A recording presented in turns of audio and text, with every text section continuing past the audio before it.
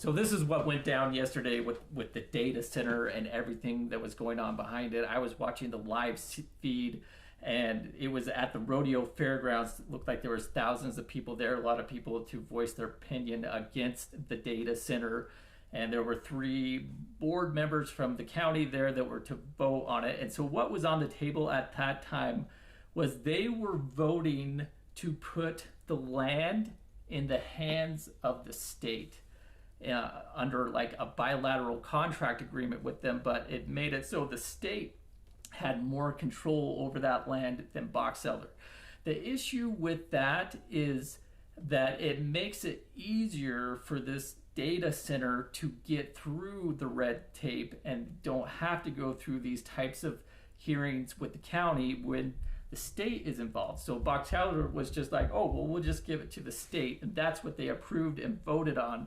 So, I mean, they made promises, oh, well, this is the end, we're still going to look into things, but really they took a lot of their county power away and gave it to the state. So now it's really up for the state to decide on what's going to be done with the data center and building and issues with, they're still going to have to get environmental permits and make sure that they're not violating any environmental issues, like, for example, with all the natural gas that they're going to use. But that is a concern that they are kind of packaging it and streamlining it so a lot less of the public has a say in what to do. So that's the concern that I have is that really the vote was, well, we're just going to give it to the state. And now that it's state property, state has more of a say of what to do with it than what the county does, and there's less of public opinion with the county. So that's a big concern that I had.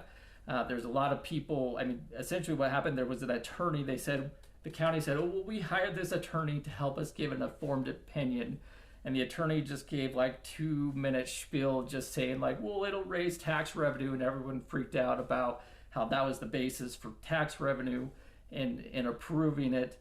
And there was another guy that said something, and then they essentially voted. Things got pretty rowdy. One of the commissioners said something that I would say wasn't very classy at all. And then they left the room, and then they came back and voted. They didn't let anyone from the public say anything. At that time, they claimed, well, you could voice your opinion online, and we read all those. But it seemed like everything really was rubber stamped. They said, oh, well, we've got North Grumman here already, so we welcome these types of businesses. But I think the big concern for a lot of people, especially professors here at universities, is this is such a big project